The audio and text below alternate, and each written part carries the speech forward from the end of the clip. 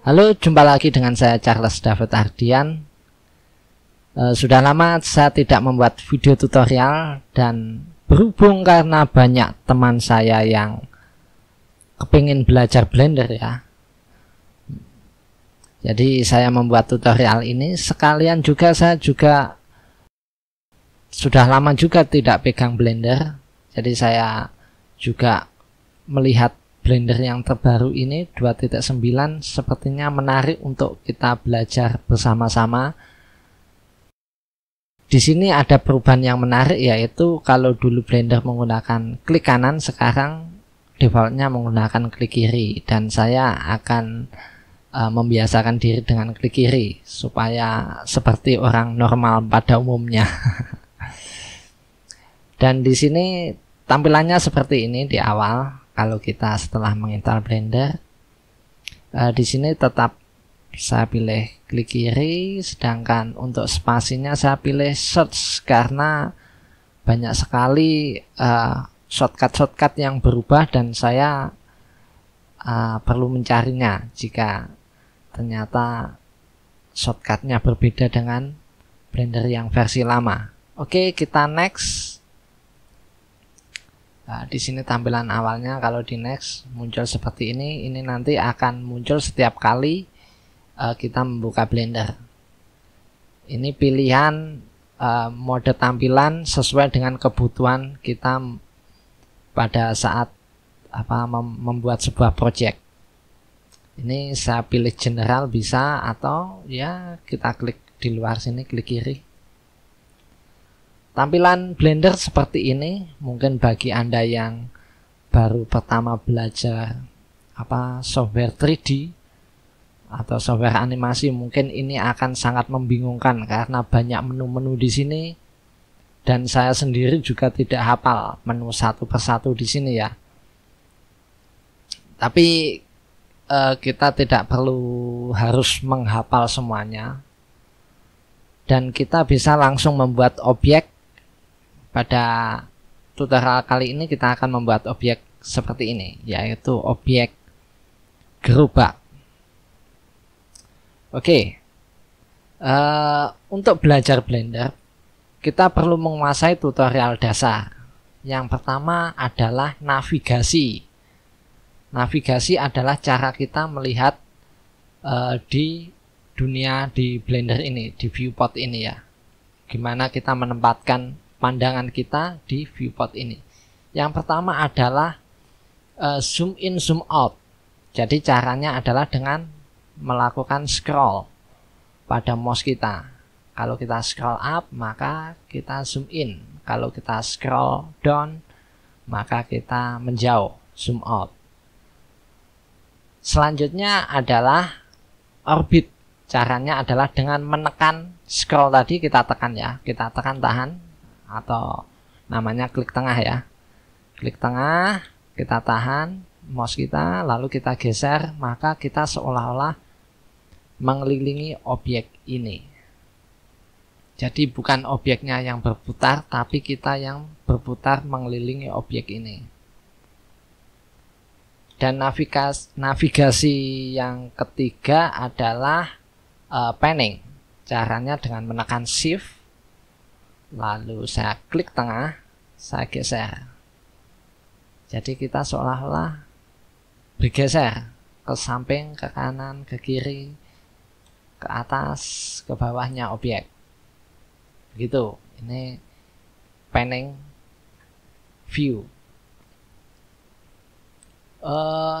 Ada 3 itu yang perlu kita kuasai, dan juga ada tambahan yaitu projection view. Jadi saat kita mengerjakan sebuah objek, kita perlu berada di posisi depan atau sampingnya atau atasnya yang pas. Kalau pakai orbit view tadi kan kita tidak benar-benar pas di atasnya objek atau depannya pas ya. Sedangkan kalau kita membuat sebuah objek berdasarkan, biasanya ada gambar gambar teknik atau gambar kerja, kita harus membuat objeknya presisi, maka kita perlu berada di posisi yang tepat. Caranya adalah dengan menggunakan numpad. Numpad itu tombol angka yang seperti kalkulator di keyboard kita. Angka 1 berfungsi untuk melihat pada tampak depan. Jadi front view. Bisa kita lihat di sini kita sekarang masuk di front orthographic view. Jadi kita tepat berada di depan objek. Selanjutnya kita tekan 3, maka kita memasuki ke right orthographic. Dan kalau kita tekan 7, kita memasuki top view. Cuma bagi pengguna laptop yang tidak ada numpadnya, pasti kalau ditekan 1, 2, 3 di tombol angka di atasnya QWERTY itu tidak ada perubahan. Supaya bisa kita mengaplikasikan numpad pada tombol 1, 2, 3 di QWERTY, caranya adalah dengan mengatur di edit, terus kita masuk preferences. Di pengaturan ini saya klik input, jadi inputnya, keyboardnya saya aktifkan emulate numpad.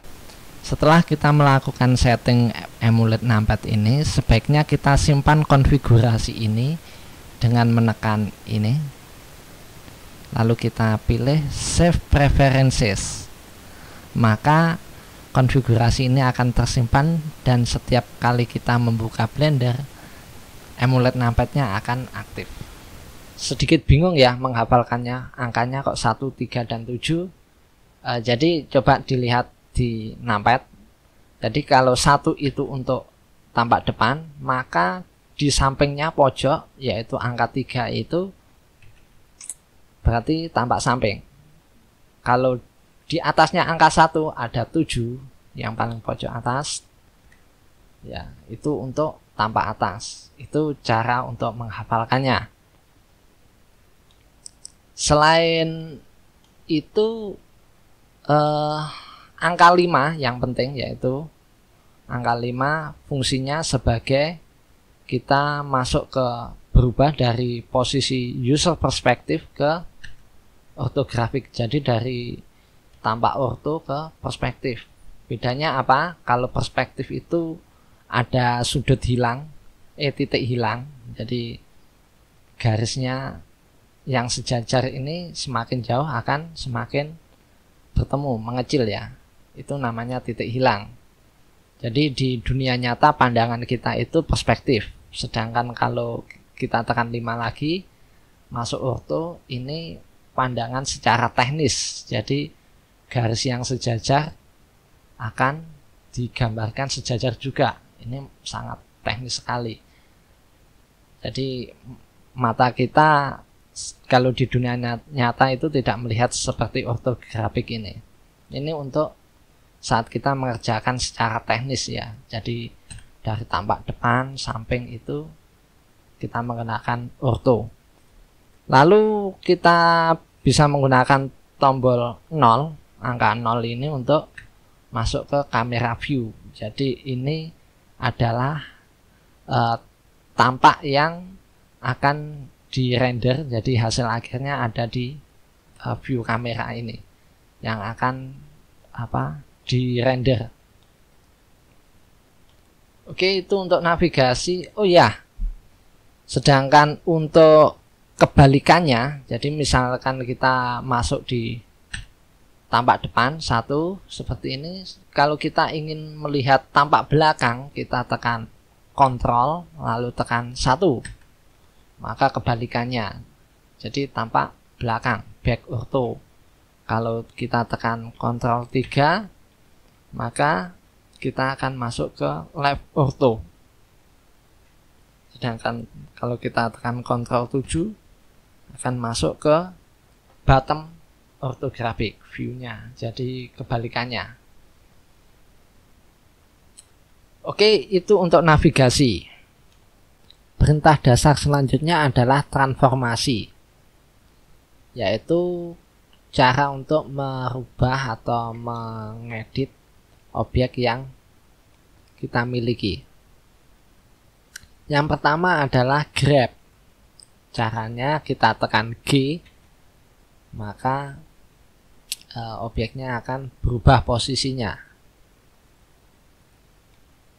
Supaya perubahannya terkunci pada sumbu yang kita inginkan, misalnya sumbu X, Y, atau Z, kita tekan G, lalu kita tekan X, maka kubusnya akan terkunci pada sumbu X pergeserannya. Untuk mengkonfirmasi kita tekan klik kiri. Lalu kita tekan G, Y, maka perpindahannya akan terkunci pada sumbu Y. Demikian juga kalau kita tekan G lalu Z, maka perpindahannya terkunci pada sumbu Z.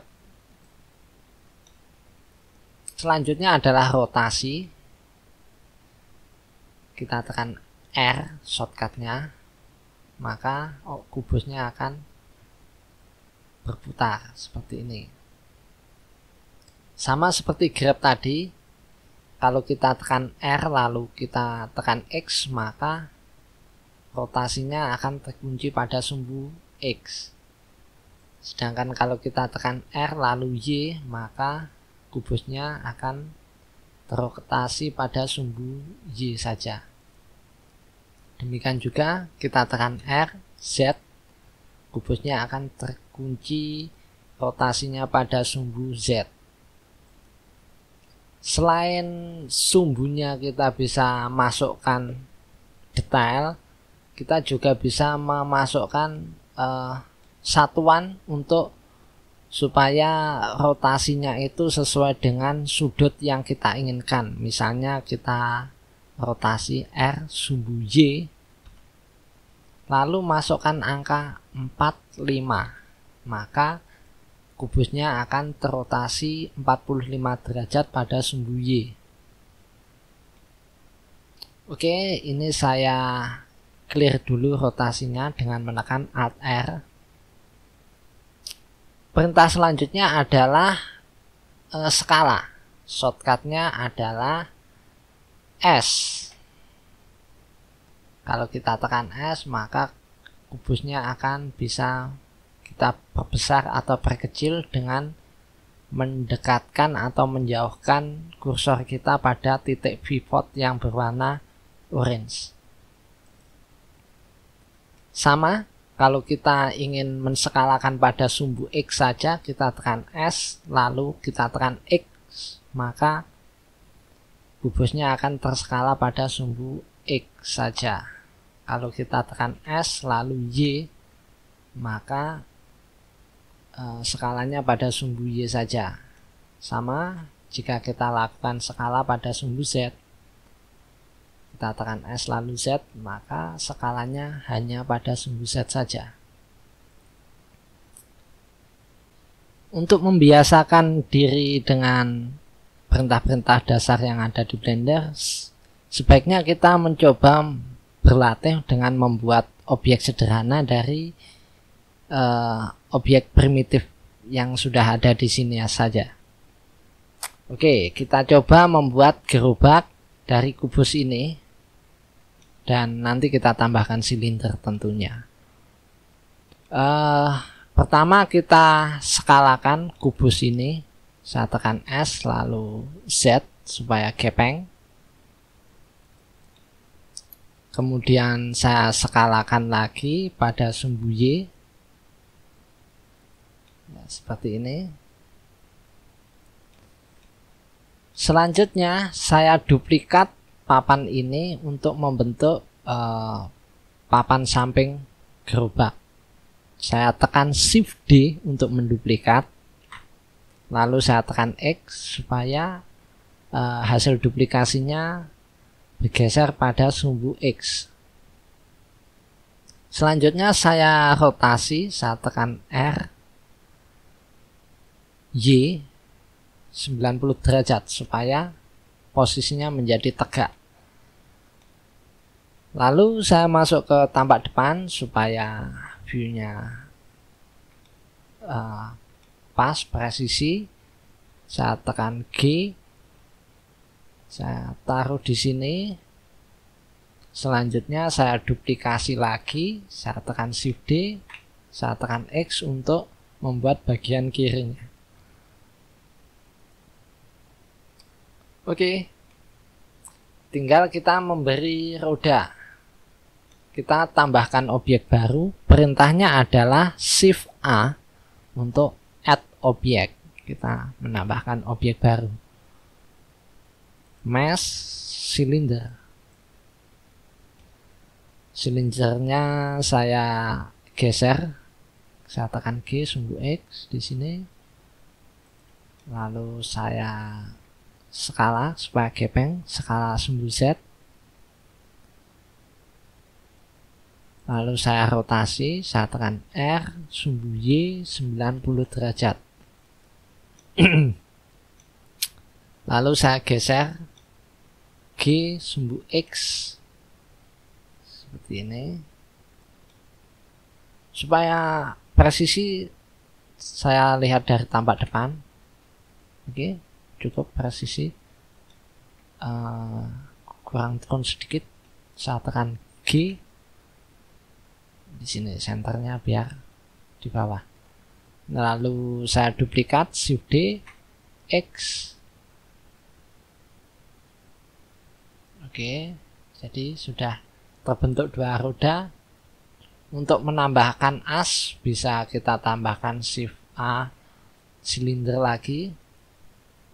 Langsung saja saya rotasi 90 derajat.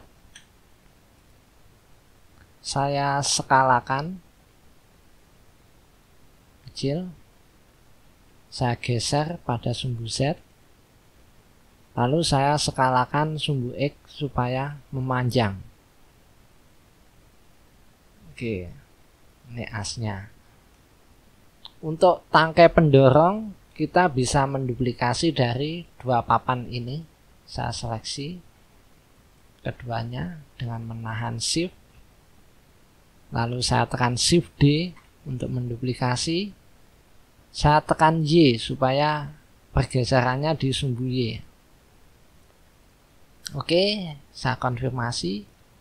Klik kiri, lalu saya skalakan, saya tekan S, sumbu Z.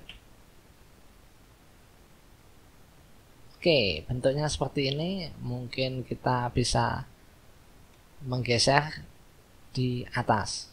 G, Z. Ya, gerobaknya sudah selesai. Untuk tutorial kali ini, objek yang kita buat sederhana saja. Mungkin kalau tidak puas dengan bentuknya, bisa pengen menambahkan detail, silakan sambil mencoba supaya terbiasa dengan perintah navigasi, seleksi maupun transformasi di Blender ini.